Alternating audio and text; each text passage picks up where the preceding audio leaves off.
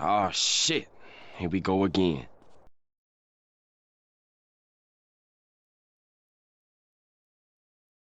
Another a good idea of this is in Star Wars Episode 3. Anakin is denied master status but is allowed to be on the Jedi Council. Now this is a big disrespect to Anakin. And I want to be clear with this because on the face of it, the Jedi Council, like people will say the Jedi Council are right to do this because obviously why would Palpatine be doing that if Anakin was on the Jedi side or whatnot? So why is Palpatine truly doing this? Does he want his own friend on the inside? I think that's what the Jedi were thinking about, right? But in my opinion, this is really bad because Anakin has shown through the Clone Wars that he is one of the heroes of the Clone Wars. Anakin has put in a lot of work for the Jedi in the Clone Wars, right?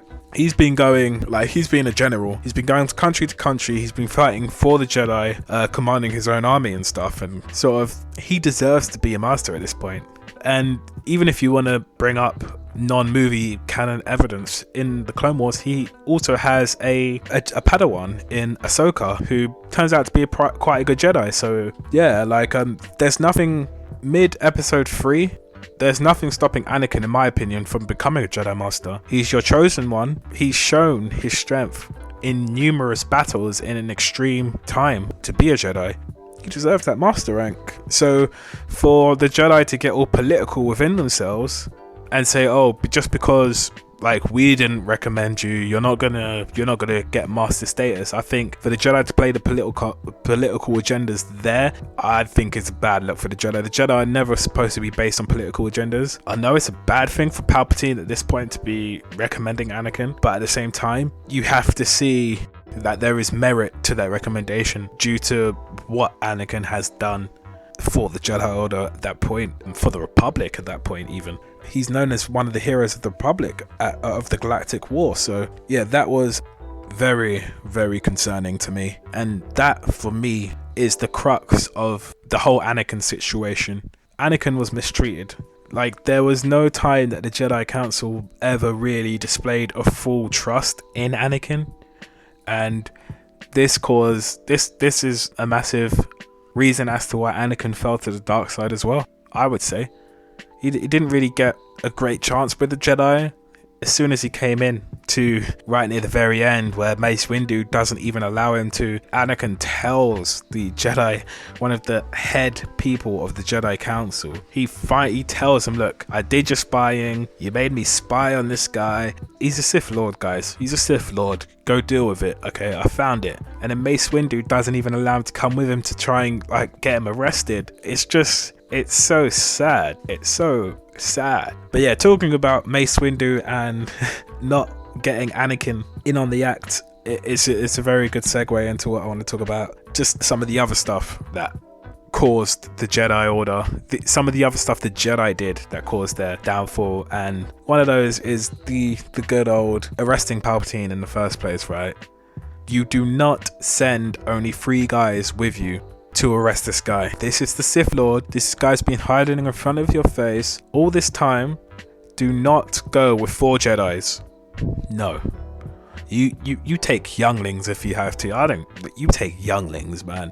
You take so many that you just get him, try and just throw lightsabers at him. Just do anything. Do not take 3 guys. You have your chosen one there. You have the guy who should be bringing balance to the Force, and you decide not to take him either. Like, the Jedi deserve to lose because that decision just is arrogance of the highest order from Mace Windu and from the Jedi Council, I'm afraid. Not trusting Anakin is one thing to sort of help them, but you scrounge up anyone. They could be Padawan, they could be younglings, they could be retired masters. Just get them in. You need all you can to fight a Sith Lord. This is no joke. There's also many times that in Phantom Menace that they dismissed the fact that it could be a Sith Lord. Right. My only conclusion can be that it was a Sith Lord. Impossible. The Sith have been extinct for a millennium. I do not believe the Sith could have returned without us knowing. Ah, hard to see the dark side is. Right until Qui-Gon is killed. And this goes into another point. The Jedi on a whole show so much inaction during the whole trilogy, the prequel trilogy. It's unreal. They have so many times where they get told information and they just wait. They just sit on it. They're just like, oh yeah, let me ask the Force and I'll get back to you guys. It's all right. And that is really, really bad. They cannot do it that way. When you show it in action, you're giving people a chance to enact their plan. I mean, for instance, the Sith threat in episode 1, right? Qui-Gon could have not died had the Jedi Order taken her seriously and dispatched more, even like one more Jedi and their Padawan to the mission. They do that one time, just one more Padawan and Jedi Master. Qui-Gon doesn't die. Guarantee you Qui-Gon doesn't die if that happens. So it's just like that sort of inability. You've got even in Attack of the Clones, we can talk about this as well, like Padme's life gets threatened. They only post 2 Jedi. Sam Wessel almost kills Padme easily. Padme and Anakin get sent to a remote land together. This is a girl that is being targeted for assassination, and they said one Padawan with that girl. It's almost an arrogance, an overestimation of a Jedi's abilities that you think, oh yeah, just a simple bodyguard mission. Let's just send a Padawan. It should be cool. The Jedi also have shown that Jedi don't even stay within the Jedi Order. Count Dooku is one of the best examples of that. Count Dooku left the Jedi Order. This shows how much dissent there is there, in my opinion. Qui-Gon Jinn is known as a Maverick Jedi just because he doesn't agree with everything the Jedi Order, like their actions. He doesn't agree with all the actions that they take, so he's very much called a Maverick. And it's just like, so you're called a Maverick just for having a difference in opinion. There's also a case that the Jedi too, they're just standing still. Palpatine is one of the smartest guys in existence, but he just had to innovate, really. He made one plan and he never had to deviate from that plan. He never needed a plan B. He never needed a plan B, he never needed a plan C. He knew what the Jedi were going to do.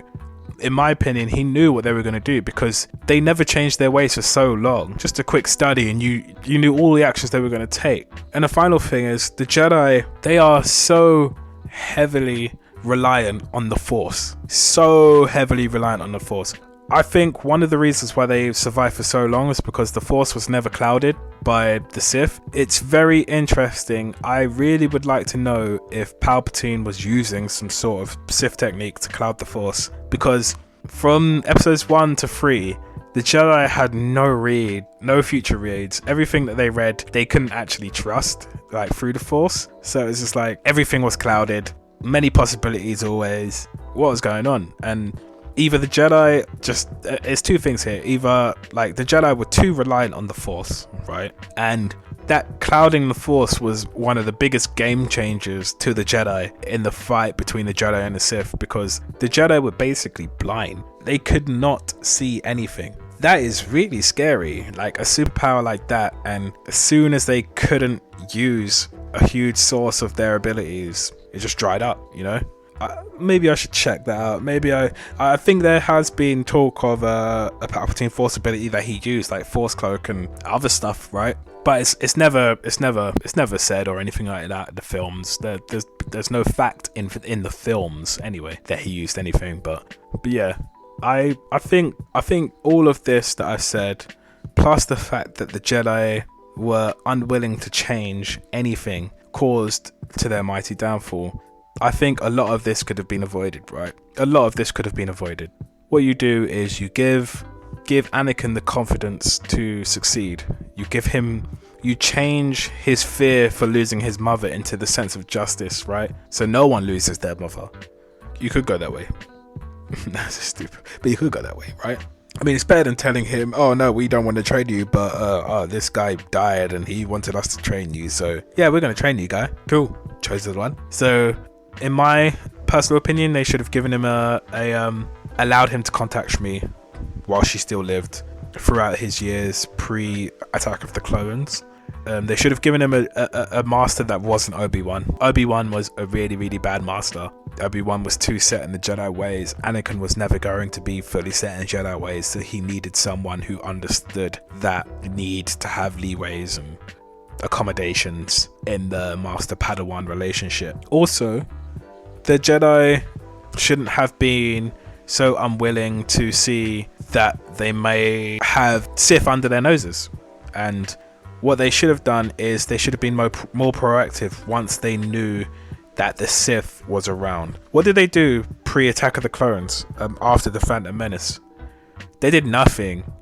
They did nothing to try and like research into the Sith influence. They had found out at the end of the Phantom Menace that there was a Sith about. They didn't do nothing. Like they got nowhere between episode 1 and episode 2, and that was a decent-ish time skip at least. So they did nothing to try to find the Sith Lord that was in their midst. If as a Jedi Order you sort of treated Anakin the way he was supposed to be treated, your chosen one would have killed Sidious for you. He turned him in. He really turned him in. You had a chance and you blew it in that fight as well. So had the Jedi forgotten about their arrogance and had been mindful, used the Force, called on it, and just thought, okay, guys, what should we do? Force, tell me what to do. In my opinion, the Force would have told them to treat Anakin right, do not let him fall to the dark side, and to always be wary of those around you and closest to you. Also, in the change of times, you need to change with the times to compensate. It's like Manchester United right now, right? Manchester United are bloody awful. They are really, really bad. They haven't won anything for 5 years. And that's because after they lost Alex Ferguson, they tried to do what they were doing with Alex Ferguson. They hired the wrong managers and they tried to just be like, okay, yeah, we're just going to do the same things. We're still that team, but they weren't. And this is what the Jedi Order was doing. We're still that Jedi Order. We can still do this way. We're still showing success. But in the long run, you had people dropping out of your order. You had Sith lying under your noses. You had the Chosen One who became a Sith Lord, one of the most feared Sith Lords in the galaxy. And you oversaw the biggest time of peace, and still your whole order was destroyed. You need to adapt with the times. If you don't adapt with the times, sadly enough, you end up broken and destroyed by your chosen one. So I think that's all I got for today. I've been Concrete, and I'll talk to you next time. Bye.